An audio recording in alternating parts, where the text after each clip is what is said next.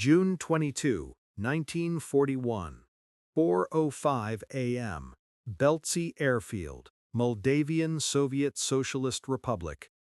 Aleksandr Ivanovich Pokryshkin woke to a sound he had never heard outside of training exercises, the distinctive whistle of falling bombs, followed by explosions that shook the wooden barracks where pilots of the 55th Fighter Aviation Regiment had been sleeping. The smell hit him before full consciousness did.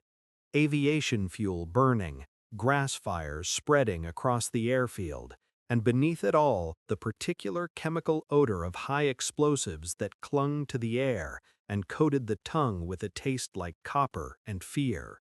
Pokryshkin was 27 years old, a junior lieutenant whose path to this moment had been improbable enough that he sometimes wondered if the bureaucratic errors that enabled it might still be corrected. He had grown up in Novosibirsk, in Siberia, the son of a factory worker whose death had left the family in poverty that young Alexander had escaped through the only route available, labor.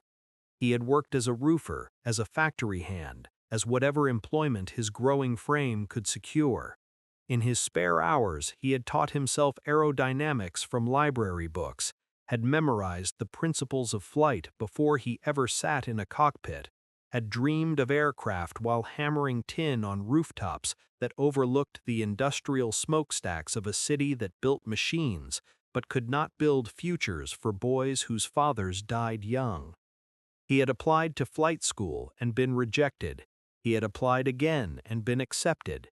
He had demonstrated abilities that instructors noticed and superiors found inconvenient, a tendency to question tactics that doctrine declared settled, to propose modifications that regulations prohibited, to think about aerial combat in ways that the Soviet system considered dangerously independent.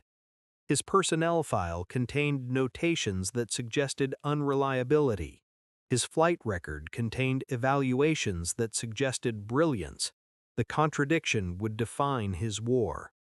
The barracks door burst open as Pokryshkin pulled on his flight boots, laces untied, his leather jacket grabbed from the hook where it had hung since the previous evening's patrol.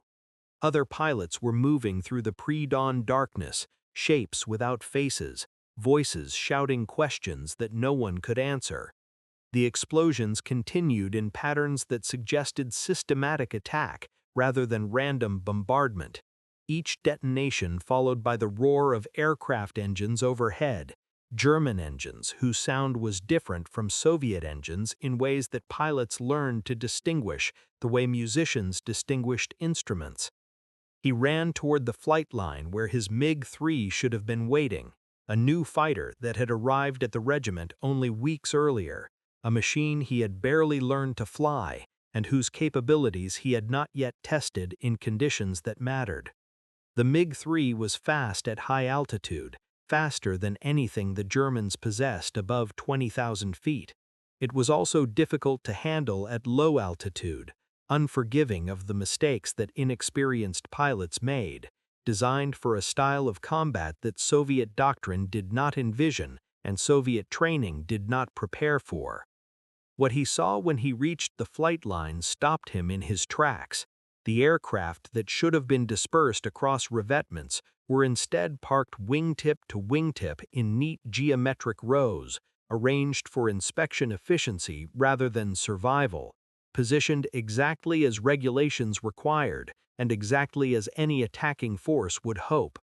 German bombs were falling among those rows with accuracy that transformed each explosion into multiple kills, blast waves and shrapnel shredding aircraft that had never left the ground, fuel tanks erupting into fireballs that spread to neighboring machines in chains of destruction that a single match could have started.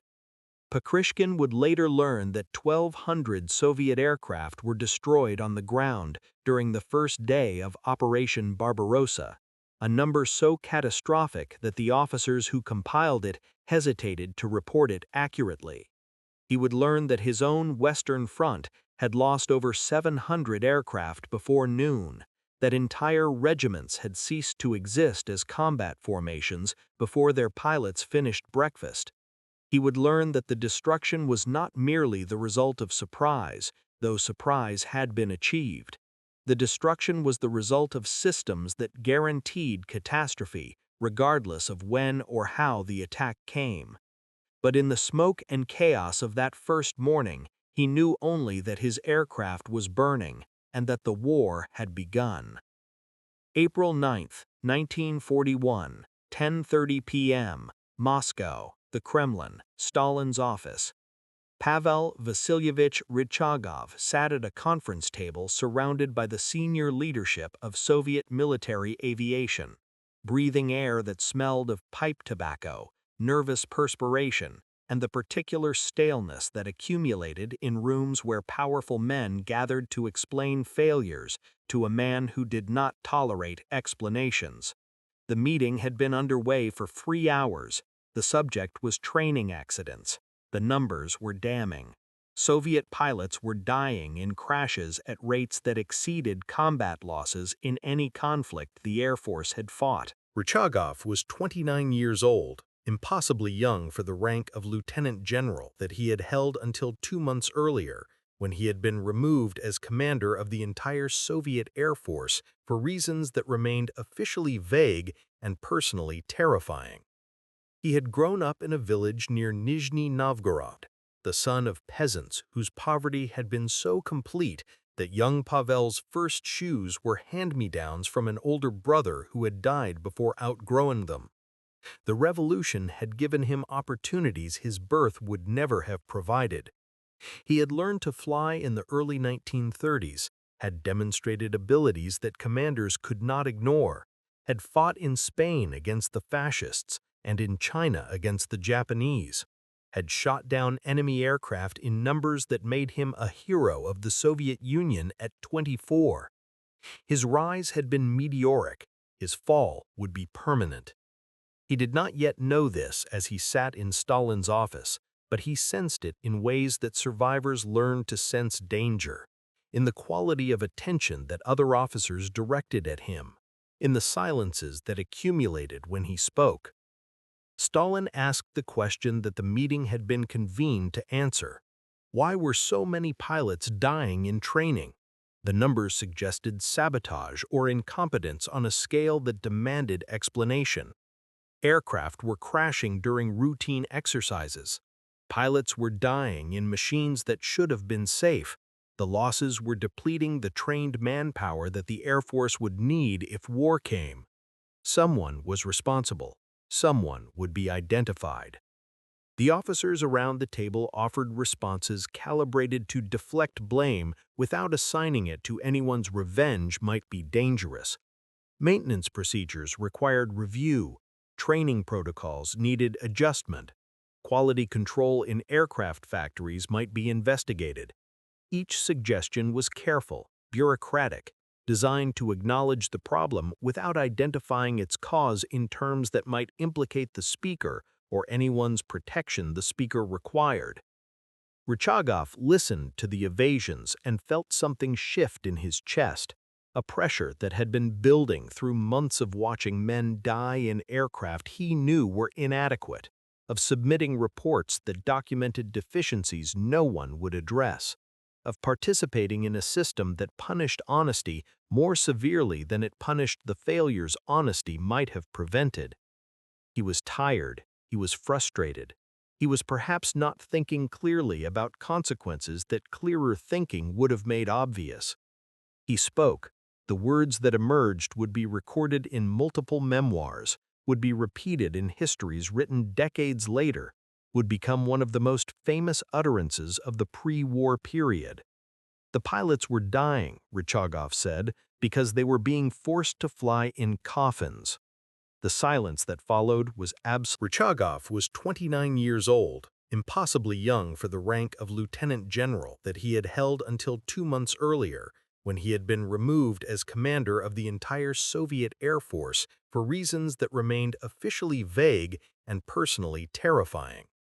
He had grown up in a village near Nizhny Novgorod, the son of peasants whose poverty had been so complete that young Pavel's first shoes were hand-me-downs from an older brother who had died before outgrowing them.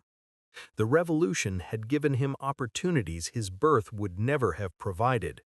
He had learned to fly in the early 1930s, had demonstrated abilities that commanders could not ignore, had fought in Spain against the fascists and in China against the Japanese, had shot down enemy aircraft in numbers that made him a hero of the Soviet Union at 24. His rise had been meteoric, his fall would be permanent.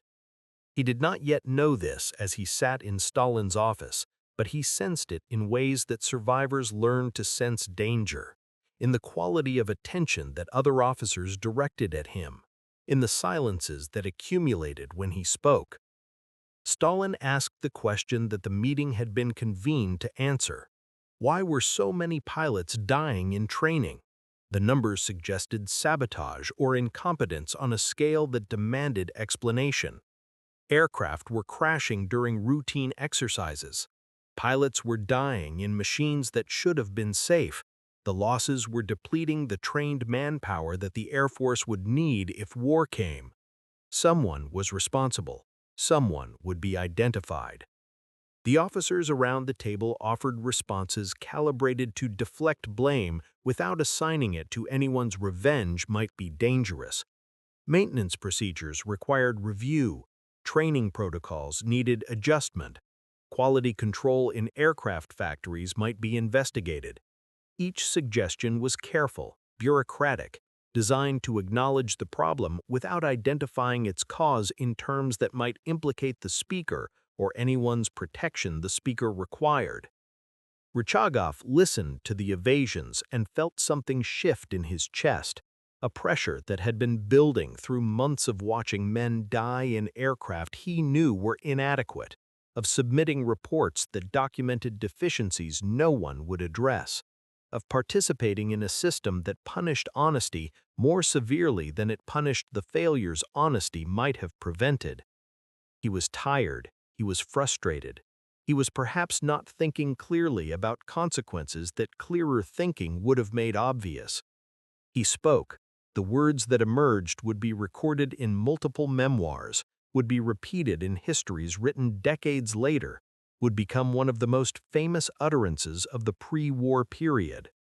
The pilots were dying, Rychagov said, because they were being forced to fly in coffins. The silence that followed was absolute. The other officers at the table stopped breathing. The aides along the walls became statues. Stalin's expression shifted in ways that witnesses would later struggle to describe. A tightening around the eyes, a stillness that preceded eruptions whose form no one could predict. The pipe smoke continued curling toward the ceiling. The clock on the wall continued ticking. The world continued turning while everyone in the room waited to learn whether it would continue turning for Pavel Rychagov.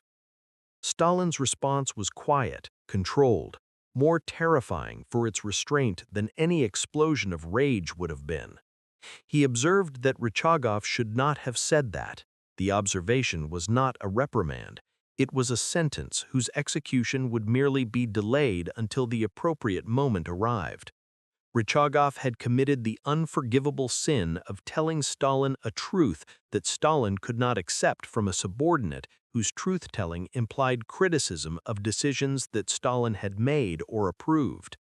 The flying coffins were flying because Stalin's system had produced them. The accusation, however accurate, was therefore an accusation against Stalin himself. May 15, 1941, 2:30 p.m., Dolubovo Airfield, Western Special Military District. Major General Ivan Ivanovich Kopets walked along a flight line that smelled of machine oil, aviation fuel, and the particular mustiness of canvas covers that had protected aircraft engines through a wet spring. His boots left prints in mud that maintenance crews had not yet cleared from taxiways whose surfaces had deteriorated through a winter of neglect and a spring of insufficient funding. The sound that accompanied his inspection was not the roar of engines being tested, but the quieter noises of mechanics working on machines that should have been operational and were not. Kopets was 32 years old, young for the rank of Major General, but not unusually so in an Air Force whose senior leadership had been systematically eliminated 3 years earlier. He had grown up in Ukraine, had learned to fly in the early 1930s when Soviet aviation was expanding faster than training programs could produce competent instructors, had demonstrated abilities that brought him to the attention of commanders who themselves were eliminated before they could be replaced. He had fought in Spain, had earned the title Hero of the Soviet Union for shooting down enemy aircraft over Madrid, and had returned to a Soviet Union that rewarded heroes by giving them responsibilities that their experience had not prepared them to bear. He commanded the VVS of the Western Special Military District, the largest concentration of Soviet air power on any frontier, a force that numbered over 1,900 aircraft on the organizational charts that Moscow maintained, and that bore almost no relationship to the operational reality Kopets observed on his inspections. The numbers existed, the capability those numbers implied did not. The aircraft parked along the WWII flight line illustrated the gap between inventory and effectiveness.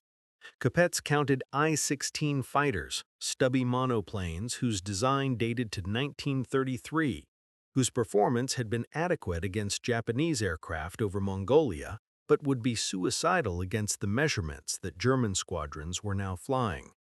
He counted I-153 biplanes, machines with open cockpits and fixed landing gear belonging to an earlier era of aviation, relics that continued appearing on strength reports because replacing them required production that Soviet factories could not achieve.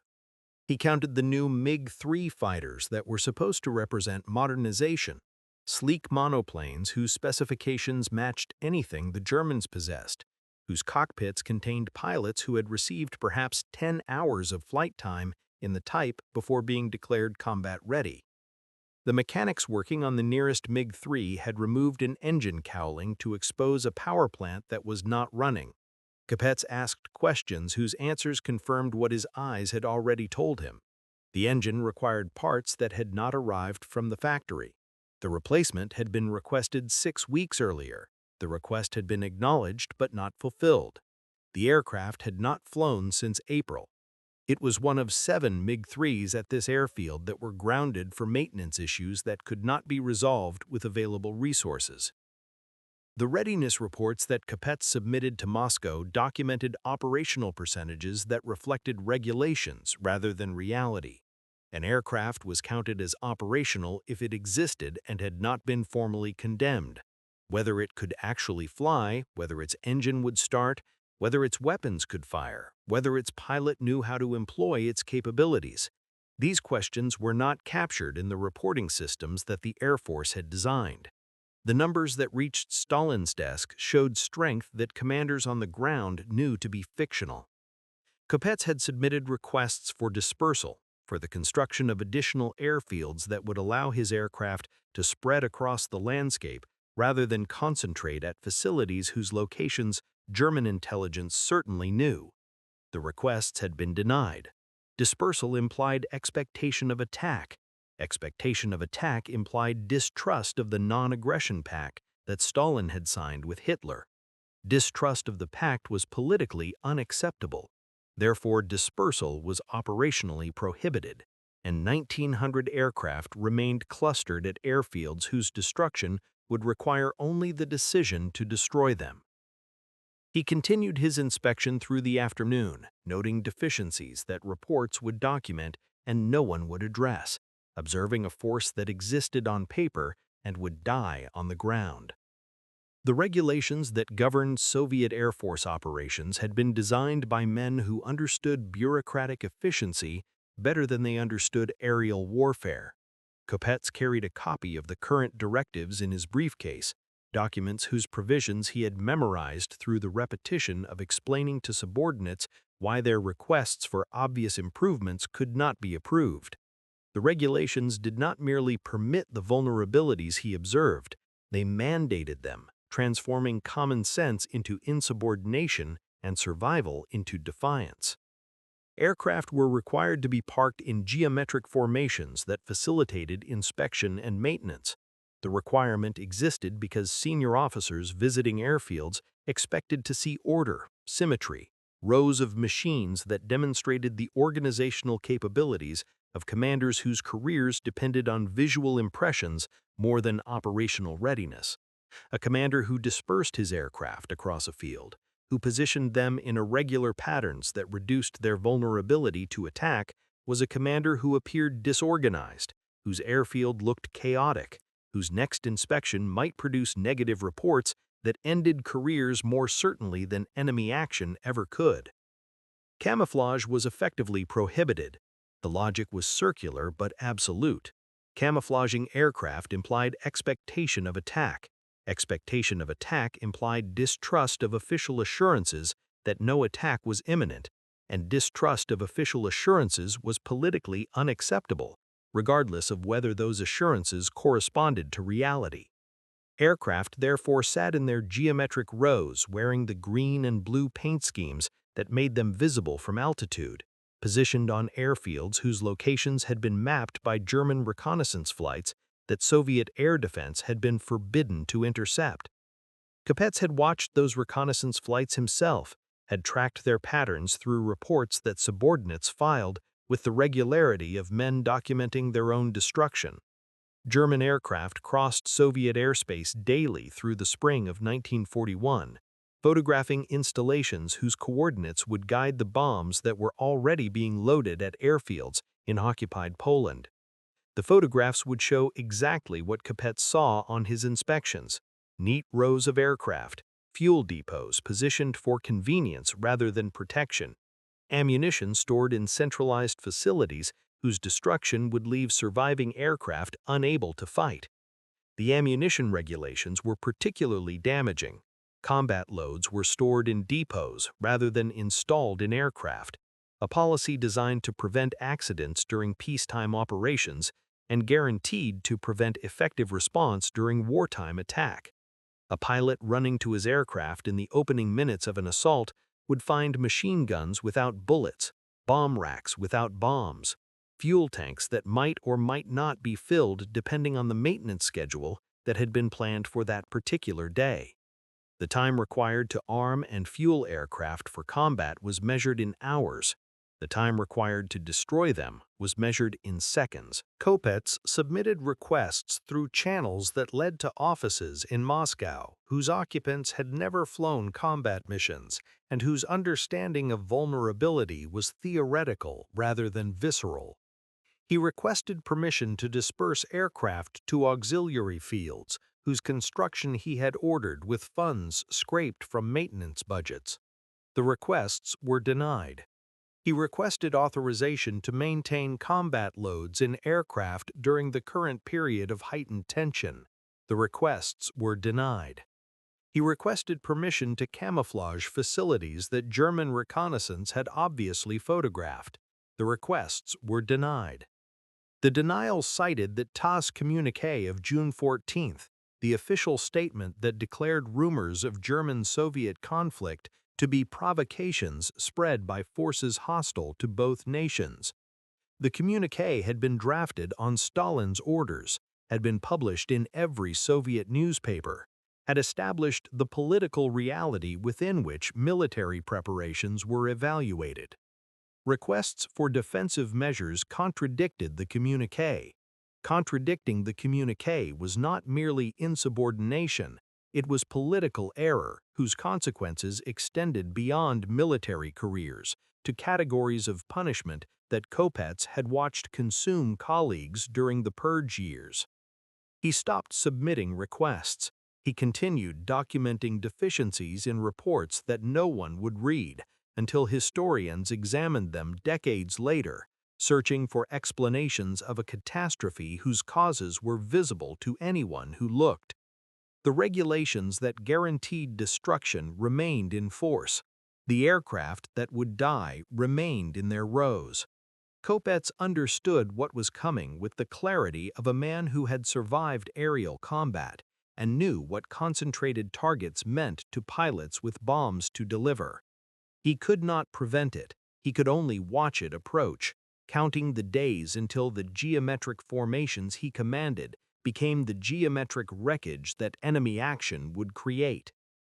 The weapon that Aleksandr Pokryshkin lacked was not a cannon or a bomb, but a device that weighed less than 30 pounds and occupied a space smaller than a bread box. His MiG-3 had been designed with a radio installation, a receiver and transmitter that should have connected him to ground controllers and fellow pilots for the invisible web of electromagnetic communication that modern air combat required. The radio did not work. It had not worked since the aircraft arrived at Beltsy. It would not be repaired before the war began, because the technicians who might have repaired it lacked the parts, the training, and the authorization to admit that equipment delivered from Soviet factories might be defective. Pokryshkin had tested the radio during his first familiarization flight, had heard nothing but static through headphones that smelled of sweat and leather, and the particular electrical odor of vacuum tubes that were not functioning. He had reported the problem through channels that acknowledged receipt without promising resolution. He had flown subsequent missions in silence, navigating by visual reference, coordinating with wingmen through the hand signals and wing movements that Soviet pilots had used since the 1930s, techniques adequate for peacetime exercises and suicidal for the combat that was approaching. The communication problem extended far beyond Pokryshkin's individual aircraft. Soviet fighters were designed with radio equipment that production realities could not support. Factories manufactured the aircraft faster than they manufactured the radios. Radios that were installed often failed within hours of operation, their components unable to withstand the vibration and temperature variations that flight imposed. Maintenance personnel who might have diagnosed problems lacked the diagnostic equipment that diagnosis required. The result was an air force whose fighters flew deaf and mute, each pilot isolated in a cockpit whose only connection to the outside world was what his eyes could see through a canopy often distorted by manufacturing defects that quality control had not caught. Pokryshkin had studied German air tactics through whatever sources he could obtain, technical journals that arrived months late and intelligence summaries that filtered through commands whose distribution policies were erratic. He understood that the Luftwaffe operated on principles that radio communication made possible. German fighters flew in flexible formations whose elements communicated continuously, sharing information about enemy positions, coordinating attacks that concentrated force at points of vulnerability, warning each other of threats that individual pilots might not see. A German pilot who spotted Soviet aircraft could alert his entire squadron within seconds. The squadron could respond as a unified force, maneuvering to positions of advantage before Soviet pilots understood they were being attacked. Soviet pilots could not do this. A flight of 4 MiG-3s encountering enemy aircraft would dissolve into 4 individual engagements, each pilot fighting alone, unable to coordinate with wingmen whose attention was consumed by their own survival. Information that might have saved lives could not be transmitted. Warnings that might have prevented ambush could not be communicated. The formations that Soviet doctrine prescribed for aerial combat assumed communication capabilities that Soviet industry could not provide, creating tactical plans that could not be executed and training that could not be applied. Pokryshkin had proposed modifications to the tactics his regiment employed, adjustments that accounted for the communication limitations rather than ignoring them. His proposals had been rejected by commanders whose careers depended on adherence to doctrine rather than adaptation to reality. Soviet aerial doctrine had been established by theorists whose assumptions included functioning radios. Questioning the doctrine meant questioning the theorists. Questioning the theorists meant questioning the system that had produced them. The system did not tolerate questioning. The German pilots who would attack on June 21st would coordinate through voice communication, would share targeting information in real time, would concentrate their attacks on Soviet aircraft that could not warn each other of approaching danger. They would fight as formations. Soviet pilots would fight as individuals. The outcome of such asymmetry was predictable to anyone who understood aerial combat. The predictions could not be spoken aloud, because speaking them would have required acknowledging deficiencies that the system had declared did not exist. Pokryshkin flew his silent aircraft through the final weeks of peace, practicing maneuvers he would execute alone, preparing for a war whose conduct would contradict everything his training had taught him. June 21, 1941, 8:45 p.m. Minsk, Western Special Military District Headquarters. Ivan Kopets stood before a map table covered with reports that had accumulated through a day whose tension had built like pressure in a boiler whose relief valve had been welded shut. The headquarters building smelled of cigarette smoke, floor wax, and the particular anxiety that produced sweat with a sharper odor than exertion ever did. Staff officers moved through the corridors with the controlled urgency of men who sensed catastrophe approaching and could not obtain permission to prepare for it. The reports documented what German forces were doing along the frontier with precision that should have prompted immediate action. Deserters had crossed the border throughout the day, soldiers whose conscience or ideology or simple fear had driven them to warn the enemies their comrades would attack within hours. Their interrogation transcripts lay on Kopets's desk, pages that recorded unit identifications, assembly areas, attack timetables, objectives. A German sergeant who had deserted near Brest reported that artillery units had moved into firing positions the previous night. A corporal from an infantry regiment confirmed that his battalion had been issued 3 days of rations and ammunition loads that peacetime exercises never required. The information converged from multiple sources toward a single conclusion that Kopets had understood for weeks and could not act upon. He had submitted requests for combat readiness through channels that led to Moscow, to offices where the TASS communiqué of June 14th remained the governing document, and where requests suggesting its falseness were processed as political errors rather than military necessities. The requests had been acknowledged, authorization had not followed. His aircraft remained in their geometric rows, his pilots remained in their barracks, his ammunition remained in depots whose locations German intelligence had certainly mapped. The evening light faded toward the brief darkness of a summer night at high latitude, twilight that would linger until nearly midnight before yielding to a dawn that would arrive before 4 o'clock. Kopets watched the light change through windows that faced west, toward the frontier 60 kilometers away, where German soldiers were making final preparations for an assault whose scale exceeded anything the Soviet military had ever faced. He knew they were coming. He knew approximately when they would come. He knew that his command would bear the initial weight of an attack designed to annihilate Soviet air power before it could respond. He could not disperse his aircraft without authorization. He could not arm them without authorization. He could not alert his pilots without authorization.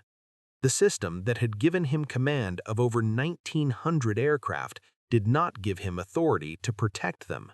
The responsibility was his, the power was not. The gap between responsibility and power would be measured in wreckage and bodies within hours. 240 kilometers to the south, Aleksandr Pokryshkin finished his evening meal in a mess hall that smelled of cabbage soup and black bread, the standard fare that Soviet military kitchens provided regardless of location or circumstance. His unit had received no special alerts, no warnings, no indication that the night ahead would differ from any other. The pilots around him discussed leave schedules, complained about maintenance delays, speculated about whether the summer exercises that rumors suggested might be canceled or expanded. no one discussed the possibility of war.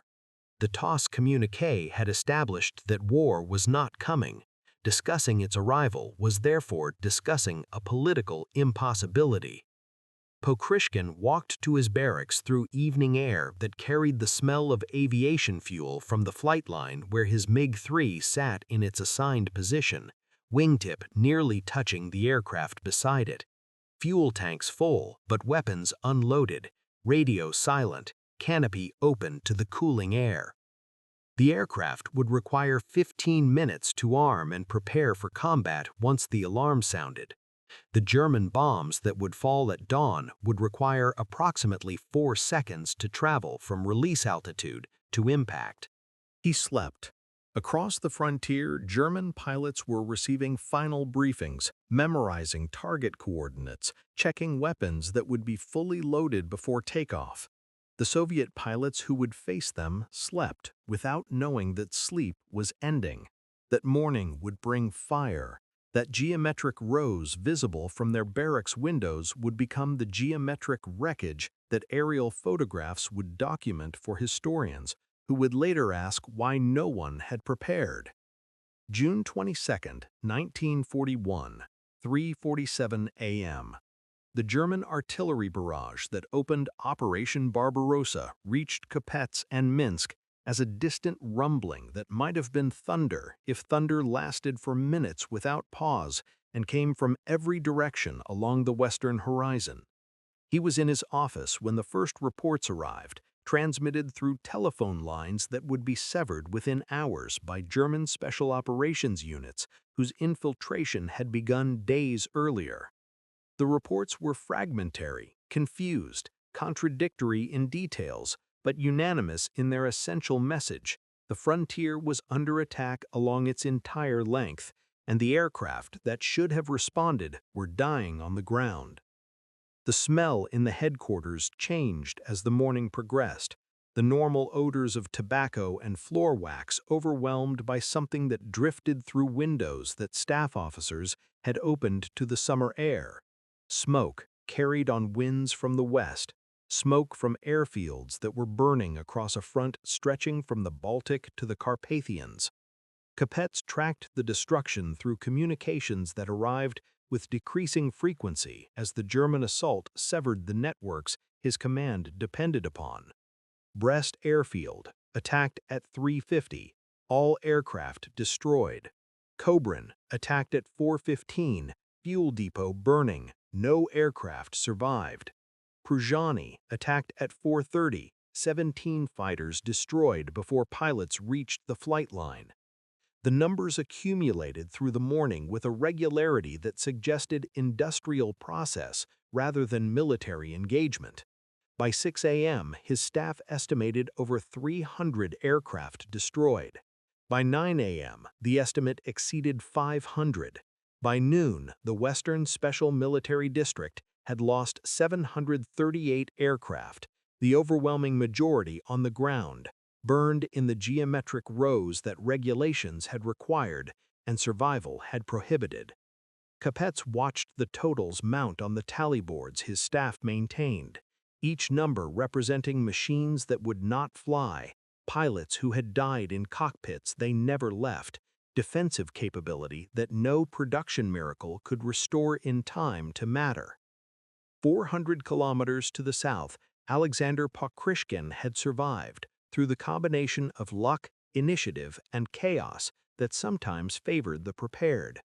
He had woken to explosions, had run through smoke and debris to a flight line where his MiG-3 was burning, had found another aircraft whose pilot had been killed by shrapnel before reaching his cockpit. The dead man's MiG-3 was undamaged. Pokryshkin climbed in, started the engine without authorization from a command structure that no longer existed in any functional sense, and took off through the field cratered by bombs that had fallen minutes earlier. The sky above Belchy was chaos made visible. German bombers flew in formations that anti-aircraft guns could not touch because the guns were unmanned or destroyed or lacking ammunition that regulations had kept in depots. German fighters swept through the smoke, hunting Soviet aircraft that had somehow managed to take off, exploiting the communication advantage that allowed them to coordinate while their enemies flew blind and mute. Pokryshkin climbed through the madness in an aircraft he had never flown before, whose instruments he read while tracers passed close enough that he could hear their passage through the canopy frame. He found a Messerschmitt Bf-109 attacking a Soviet bomber that was attempting to escape the carnage at low altitude. The German pilot did not see him approaching from above and behind, did not receive the warning that a wingman with a functioning radio might have provided. Pokryshkin fired a burst that struck the engine cowling and continued through the cockpit. The Bf-109 rolled inverted and dove into a wheat field whose grain was already burning from earlier crashes. Pokryshkin had scored his first victory in a war that was less than 4 hours old. He landed at an auxiliary field whose location he remembered from maps he had studied during quieter days, a grass strip that German bombers had not yet found. The aircraft that joined him over the following hours were refugees from destruction, pilots who had escaped through initiative that regulations prohibited and survival demanded. They refueled from trucks whose drivers had fled burning depots, armed their aircraft with ammunition scavenged from wrecked machines, prepared to fight again in a war that's opening hours had destroyed the force they had belonged to. Kopets received reports of such survivors throughout the day, scattered pilots whose individual escapes could not compensate for institutional annihilation. By evening, his command existed as a concept rather than a force. June 23, 1941, 6:15 a.m., Minsk, Western Special Military District Headquarters. Ivan Kopets sat alone in his office, surrounded by the smell of smoke that had drifted through windows no one had thought to close, and the particular silence that descends when telephones stop ringing because the lines have been cut. The reports from the previous day lay on his desk in stacks whose organization had ceased to matter, documents that recorded the destruction of everything he had been responsible for protecting. The final tally showed 738 aircraft destroyed in his district alone, most of them on the ground, most of them in the geometric rows he had been forbidden to disperse. He had commanded the largest concentration of Soviet air power on any frontier. He now commanded wreckage. The pistol was his personal sidearm, a Tokarev TT-33 that he had carried since his service in Spain, where he had earned the title of hero for accomplishments that now seemed to belong to another man's life. He was 32 years old. He had survived aerial combat against fascist pilots over Madrid. He had not survived the system that prohibited him from preparing for combat against fascist pilots over Minsk.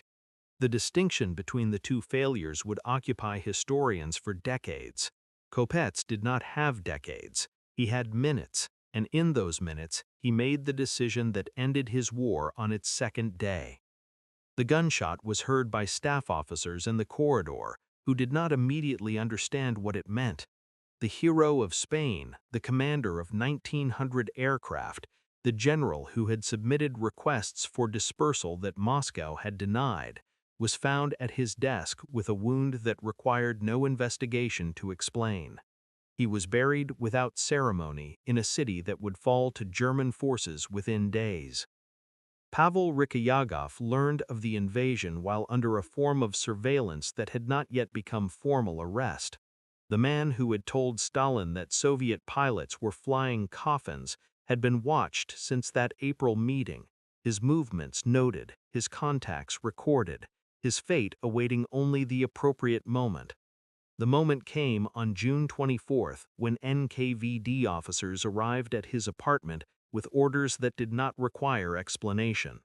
He was taken to a prison whose smell he would know for the remaining months of his life: disinfectant, concrete, and the particular odor of fear that accumulated in places where fear was the primary product.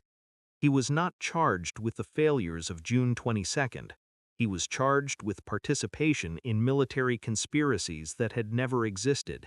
with treason against a state he had served since childhood, with crimes whose specifics varied depending on which interrogator was conducting which session.